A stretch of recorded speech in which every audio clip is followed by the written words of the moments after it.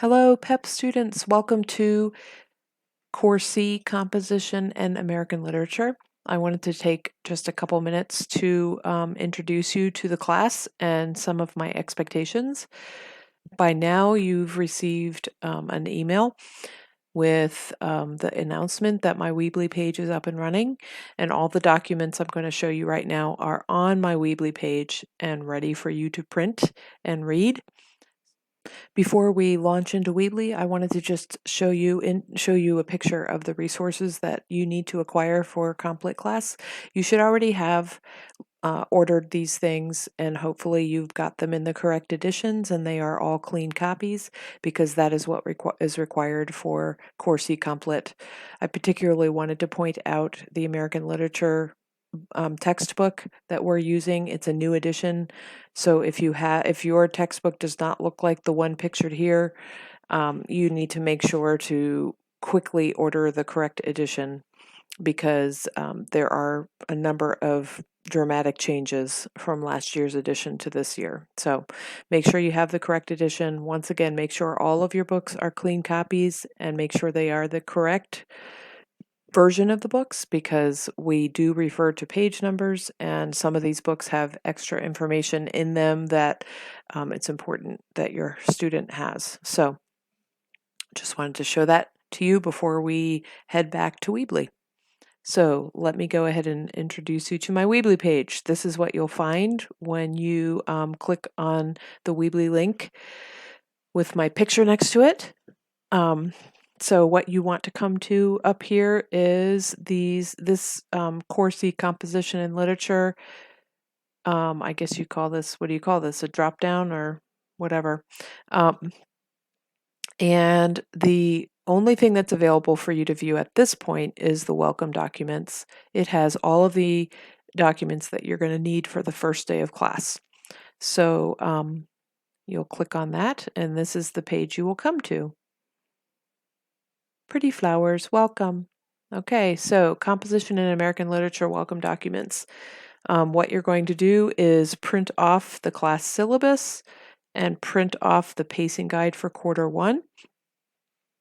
The class syllabus you will read, and once you and your parent, a parent, has read it, you can sign the signature page, which I will show you in just a second, and that will be due on the first day of class. So please bring that with you, signed and ready to go. And then the pacing guide you can place in your Complit notebook, and that will stay in your Complit notebook for the whole first quarter, because it's very important that you refer to that regularly in order to stay current on assignment due dates and submission requirements. And I'm going to show you that document in just a second as well. These classroom tools documents are ones that you should print, place in sheet protectors in your Complit notebook. We will be referring to them periodically throughout the year. They're just good reference documents for you to keep track of. Okay, that's all I really wanted to tell you about the Weebly page. Other than once quarter one is on here, it will be another drop down right below the welcome documents. And so that is where you are going to keep track of all of your Complit documents that you need to print out and bring to class, and also the extra supplemental resources. All of my PowerPoint presentations will be placed on the Weebly page under quarter one, and then subsequent quarters when we get to them. So all of the information you're going to need for class is on the Weebly page. You need to definitely refer to the Weebly page for assignment information, the pacing guide, particularly for due dates, but this is your link to Composition and Literature class. So take advantage of it. The next document that I wanted to show you is the pacing guide. So this is what the pacing guide for quarter one looks like. I just wanted to point out a couple of things. Those of you who had me in class last year will be somewhat familiar with these expectations, but let me just show them to you anyways. So it's divided according to Tuesday and Thursday's classes. So in week one, Tuesday's class, what we do in class, and the homework that is assigned that day for Thursday. are all in this box, okay? And then when we get to Thursday, that's in this box. So the homework due, actually this is a weird week. Week 1 is weird because the homework is not due on Tuesday, it's due on Thursday of week 2 because we don't have class on Labor Day.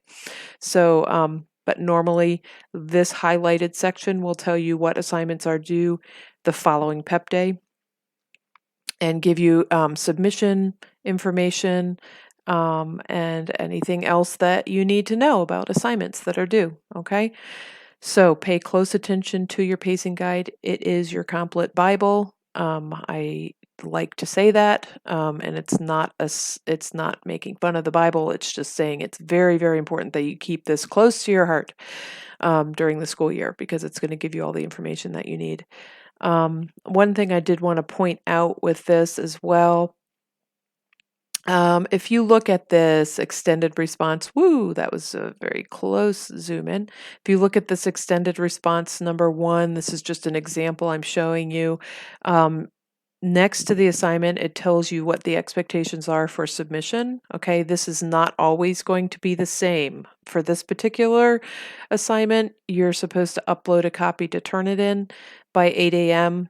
on the due date and bring a hard copy to class. Okay, some assignments you're going to be uploading only. Some assignments I will need a hard copy in class as well.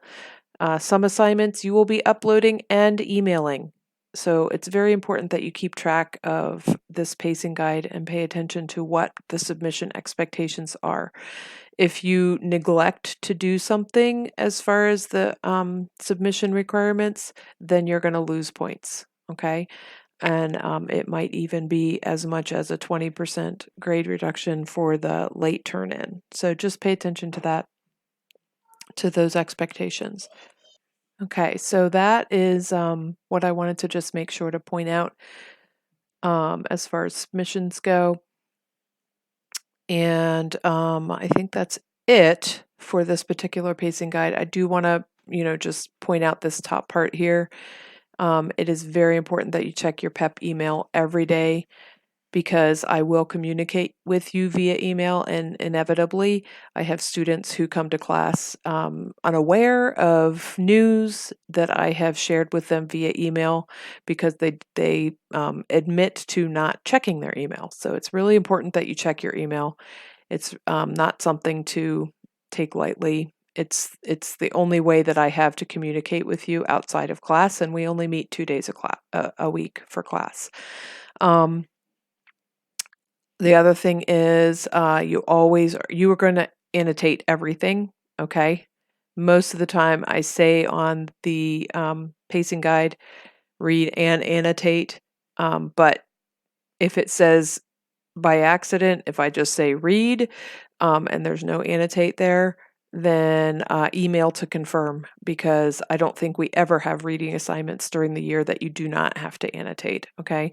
So make sure you confirm with me if you have any questions about that, but assume that you have to annotate unless I have made it very clear in class that you don't have to annotate, okay? So the last document I want to look at with you is the syllabus. And really, you're going to read through this, so I'm not going to go through everything, but I did want to just point out a couple of things. You are now in a high school class, so you should expect to be spending at least the 6 hours per week outside of class days on your Complet homework. Do not get into the bad habit of procrastinating and waiting until the last minute to do your PEP homework. It is not a good idea. It's not good for your brain. It's not good for the quality of your work. It's not good for your sleep habits. So plan on divvying out your assignments every week so that you spend that 2 hours a day on the days outside of PEP. And spread your assignments out over the week. That's my best recommendation for time management. Like I said, pay attention to emails. And I wanted to just go through my late policy. That's probably the most important part of this syllabus. So let's look at that. Whoa, once again, a very quick zoom in. Okay, so you are expected to complete assignments on time, and they need to be submitted during class or by the specified deadline on the due date to be considered on time. This applies to Turnitin essay deadlines as well. Okay, so if the Turnitin deadline is 8 a.m. on a particular day, and you turn your essay in at 8:10 on that day, that is considered late.